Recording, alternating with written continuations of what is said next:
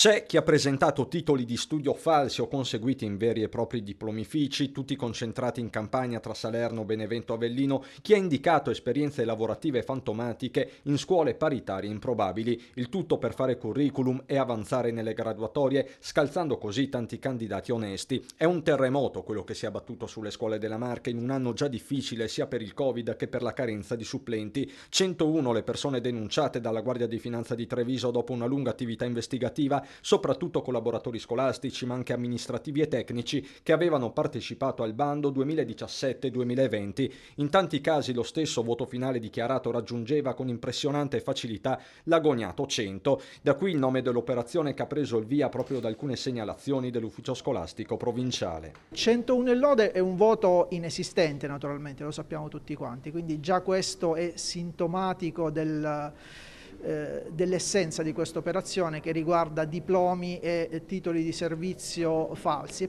Dei 101 collaboratori la quasi totalità proviene da Campania e Calabria, 2 le signore trevigiane coinvolte, una di Castelfranco, l'altra di Conegliano, anche loro erano passate attraverso questi diplomifici campani sui quali si sta indagando da tempo, età media dei furbetti tra i 30 e i 40 anni, la maggior parte uomini. Su tutti pende l'accusa di falso ideologico, ma soprattutto la possibilità di restituire le somme finora percepite per un ammontare di oltre 2 milioni di euro. Questo il danno erariale che potrebbe essere loro contestato anche dalla Corte dei Conti. Buona parte dei denunciati però è ancora al lavoro, tutti retribuiti in attesa che si esprima la giustizia.